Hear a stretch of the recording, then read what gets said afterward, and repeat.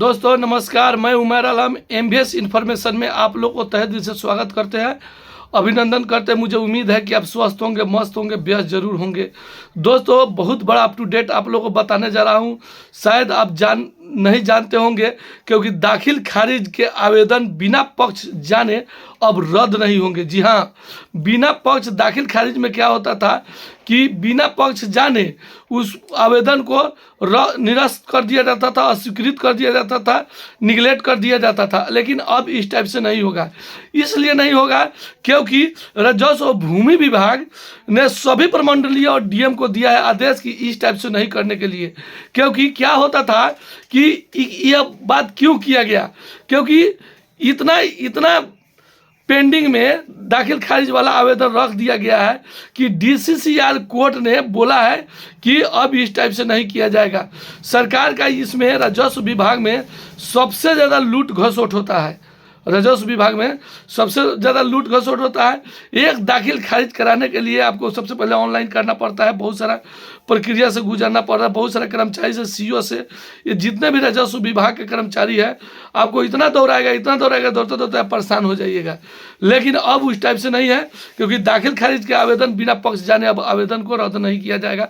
क्योंकि 7,44,000 आवेदन अभी भी पड़ा हुआ है पेंडिंग में, अभी पेंडिंग में पड़ा हुआ है, उसका कार्य नहीं हुआ है। और दाखिल खारिज का काम जो है अब दनादन होगा, काम बहुत फ्रेश होगा। क्योंकि अब जो है कोर्ट का ये आदेश से है, कोर्ट का आदेश सर्वमान्य होता है, सर्वोपरि होता है।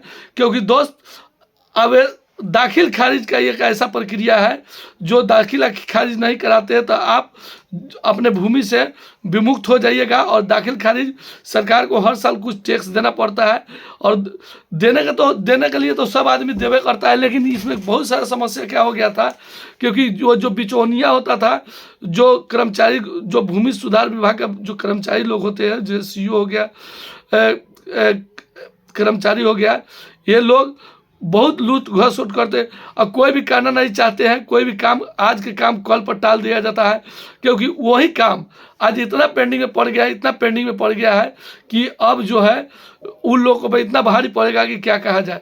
क्योंकि अस्वीकृत अब नहीं किया जाएगा किसी भी दाखिल खारिज करने वाले आवेदकों को। क्योंकि इतना अभी बोले हैं ना कि 7,44,000 जो है दाखिल खारिज के लिए रखा हुआ है दस्तावेज, वो पेंडिंग में है। और पेंडिंग में इसलिए है क्योंकि उसका पैसा जो होता है, इतना पैसा मांगा जाता है कि क्या कहा जाए राजस्व विभाग के कर्मचारियों के द्वारा। आप परेशान हो जाइएगा, तंग हो जाइएगा, तंग आकर क्या कीजिएगा, हार मान जाइएगा। और उसको पैसा देकर एक दाखिल खारिज करवाने के लिए आज के डेट में 2,000, 3,000, 5,000 रुपये देना पड़ता है। 10,000 रुपये डिमांड किया जाता है दोस्त। जबकि ये राजस्व विभाग के कर्मचारी का इसमें सरकार का एक भी खर्चा नहीं होता है। एक पेपर का खर्चा कितना होगा लगभग बताइए? एक दाखिल खारिज कराने के लिए पेपर का पैसा कितना होगा?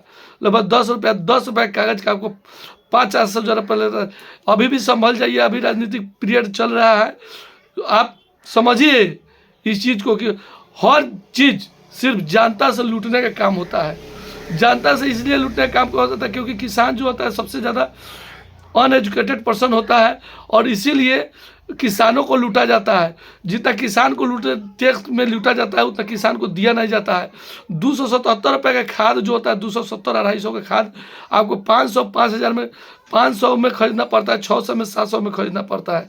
जबकि मैन्युफैक्चरिंग प्रिंट जो होता है बहुत कम होता है, लेकिन किसान को मुहैया कराया जाता है बहुत ज़्यादा में। कारण क्या है? कारण क्या है? क्योंकि हम लोग जागरूक नहीं है, हम लोग यूनिट नहीं है, हम लोग के पास एकता नहीं है, जिसका एकता का विखंडन करके राजस्व विभाग ने किसानों को लूट घसोट में लगे रहते हैं। तो मैं उम्मीद करता हूं कि अब जो है राजस्व भूमि सुधार विभाग के सभी प्रमंडलियों को, आयुक्त और डीएम को आदेश मिल गया है।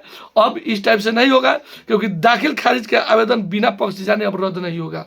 क्योंकि आज के ही हिंदुस्तान पेपर में ये दिया गया था, और हिंदुस्तान पेपर का टैगलाइन था।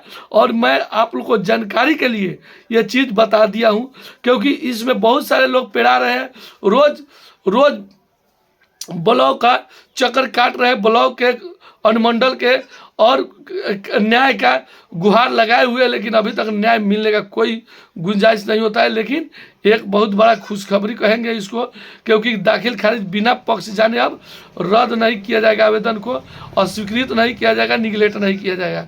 मुझे उम्मीद है कि मैं सरल भाषा में इस बात को समझाने का प्रयास किया हूँ और आपको बहुत अच्छा लगा होगा।